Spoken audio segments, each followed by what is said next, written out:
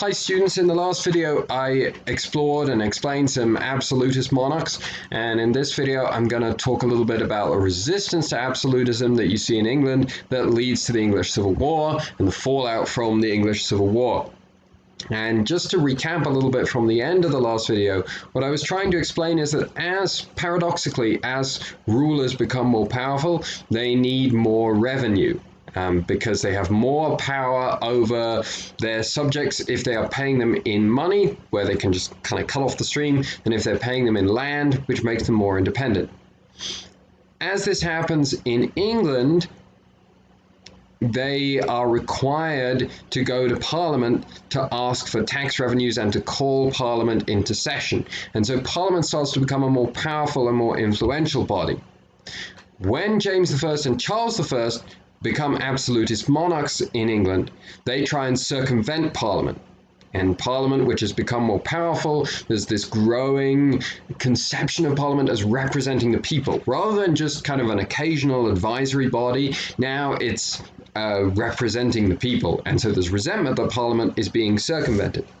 There's also a religious aspect to this conflict as well. And that is that James and Charles are both Anglicans.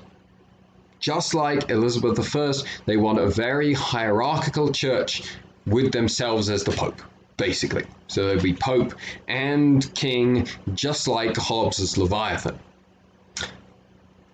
But in England and Scotland, you're starting to see the emergence of Puritans. Puritans is the name that we give for English Calvinists. And the Puritans are going to reject a hierarchy. An ecclesiastical hierarchy of bishops and a king as somehow playing a role in the church. And so you're going to find that in Parliament you have a lot of Puritans, and in around the king you're going to have a lot of Anglicans. And so it's kind of a combination of the two. If you're a Puritan, you probably side with Parliament. If you're sort of more on the side of Parliament, you probably lean towards the Puritans, and the same on the other side. Charles tries to bring in a new royal missal, which is much more Anglican than the previous missal, and much more hierarchical, much closer even to a Catholic form of worship. And in Scotland, where there are more Puritans, there's a rebellion against this. Charles goes to Parliament and he says, I need revenue to raise an army to defeat this rebellion. And this was the typical way that Parliament had been used before this. Parliament say, well, normally that would be fine, but you've been trying to circumvent Parliament and use this state of emergency to raise money. So before we give you money, we have some concessions that we need you to agree to in terms of affirming our power and authority. And Charles says, absolutely not. I'm going to go it alone. I'm going to use my own revenues and raise a slightly smaller army, take this rebellion on by myself. And so he tries to do this, and his army gets defeated. Now Charles is in a really weak position. He has no alternative but to call Parliament in. He's going to have no opportunity to put down this rebellion unless he gets money from Parliament to raise an army, because he spent all his money on the first army, and Parliament knows that they have the whip hand. So this Parliament will be called the Long Parliament. Previously, Parliament was just called into session on years when there was a war or extra funds that needed to be raised, but this Parliament will sit in session in one form or another for about 10 years. Parliament say to Charles, we'll give you the funds that you need, but here's the exchange. You have to agree to call Parliament into session at least every 3 years, and you can't dismiss us without our agreeing to it. And you have to have Parliament approve all taxation. And Charles doesn't really like any of these, well, he doesn't like them at all, but he feels like he has to go along with them. And then Parliament insists on another concession. It's called the Root and Branch Bill. It says, and also we want to get rid of all bishops and all hierarchies in the Anglican Church and have a Puritan church. And this is too much for Charles. He says he refuses to do this, and then he does what kings are not supposed to do. He enters the chamber of Parliament. And so kings typically are not supposed to enter the House of Parliament unless Parliament permits them to. But Charles does, Charles does. He enters the chambers of Parliament to try and arrest the members of Parliament. And this is seen as royal overreach and seen as tyranny. Parliament knows that Charles is coming, they escape, and so Charles looks like a tyrant and he doesn't exercise his authority. And so from this point onwards, it's pretty clear that there's going to be a civil war. Civil war between the king, who represents absolutists and Anglicans, and Parliament, which represents Puritans and parliamentarians. And there are a couple of phases to this war. The first phase, in which the war goes quite well for the king. There are still a lot of people who support the king for the reasons that I laid out in the first video this week. They don't like civil wars. They want the king to be powerful in order to keep things peaceful and stable. Also, it's not really clear to them what Parliament is fighting for. And so the first phase of the war goes well for the king. The second phase of the war, however, goes well for Parliament. Parliament discover a brilliant general, a fanatical Puritan named Oliver Cromwell, who builds an army for Parliament that's kind of revolutionary in its mobility and its resilience, and the forces of the king are defeated, the king is captured. Now there's a debate among Parliament. What should they do with this king that they've captured? Should they sort of chastise him, force him to accept their demands, and then return him to being king, or should they get rid of him altogether? And so in the end, the radicals, led by Cromwell, drive the moderates out of Parliament. So they do just the thing that Charles was condemned for doing. And they establish what's called a rump parliament, just basically the 50 most radical members of Parliament. And they put the king on trial, and that he's committed crimes against his office. Charles's defense is that he's the king. Parliament doesn't have the right to put the king on trial. But you can see the incompatibility of these views now. Yeah, of course, Parliament votes to convict Charles. They would have voted to do this anyway, and the king is executed. But this is seen, and it'll be interesting when we get to the French Revolution how this has changed. But at the time, this is seen as an event of great tragedy. That people are really shocked that this has actually happened, that a king has been killed. The executioner is kept anonymous in order to protect them, even though the Puritans had won the Civil War. So now the king has been executed. There's going to be a republic that's basically ruled by Cromwell. And a parliament he sets up of 144 godly men. And so these are basically people who are chosen by local Puritan pastors, sent to form the government. So this is just like Calvin's Geneva, implemented again.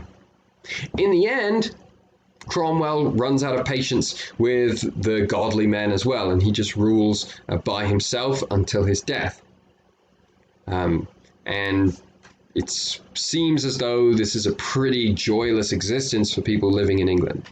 There's no alcohol permitted, there's no dancing and music that's permitted.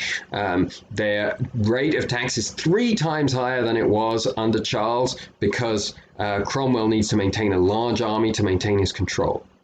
And when Cromwell dies, people are too afraid to resist him. But once he's dead, people say, we don't want a republic anymore. We want a monarchy.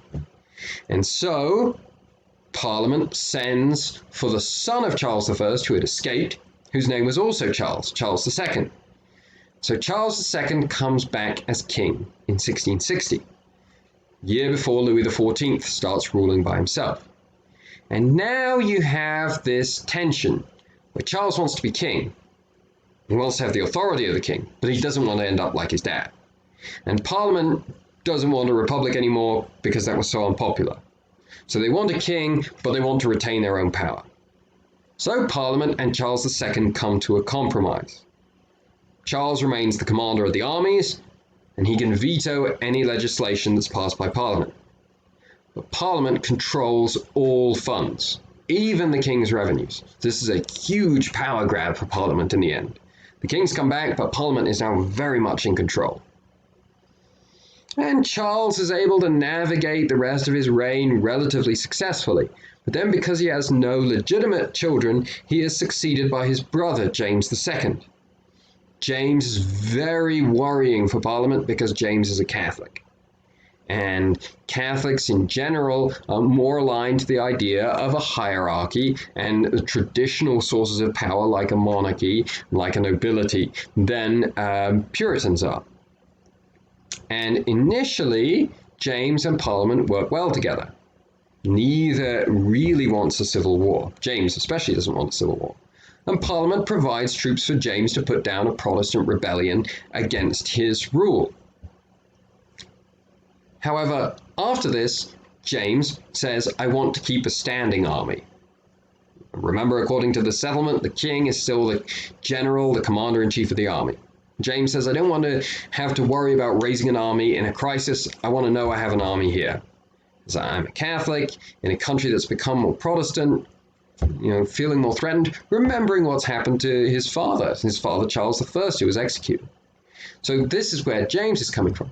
For Parliament, this is really troubling. This suggests that James is putting together an army so he can attack and suppress Parliament and rule as an absolutist monarch. And they still resent James's Catholic faith. And so when James starts to make it easier to be publicly Catholic in England, and then has a son who's going to be raised Catholic, who's going to keep this English Catholic dynasty alive, Parliament can't take this any longer. And so they appeal to James's older daughter, Mary, from a previous marriage, who had been raised Protestant. And Mary is married to William, the ruler of modern-day Holland. Parliament appeal for them to come over and invade. And she does. She takes up arms against even her own father and invades England. The invasion is successful. Basically, James is deserted and has to flee, and William and Mary become the rulers of England. From a religious perspective, this ensures that England will remain Protestant. So this is kind of the end of the story of England and the Protestant Reformation in a lot of ways. And that's because William and Mary have a law passed that say that no Catholic can become the king or queen of England. And this law is still in effect today. From a political perspective, which is what we're focusing on this chapter, it is the triumph of a more constitutional approach, a more representative approach to government in opposition to traditional forms of government and to the way they've been changed into an absolutist rule. And that's because as part of their, William and Mary have only become king and queen because Parliament invited them into England. That's the only reason they have support. And as part of their coronation oath, they swear that they will pass the laws passed by Parliament. And so you've seen a change that's happened here, where now the rulers aren't going to be their own agents anymore. They're simply going to be more like an executive branch to enforce the laws that are passed by Parliament. And so this is the resistance to absolutism that we see in England, and this is the resolution to that resistance. People don't want a full-on republic. That seems kind of dour, kind of joyless, kind of tyrannical. But they also don't want an absolutist monarchy. And this is the halfway house that's agreed to in England. But it tilts much more towards the power of Parliament than it does towards the power of absolutist monarchs. Hope you enjoy the material this week, and I'll see you next time.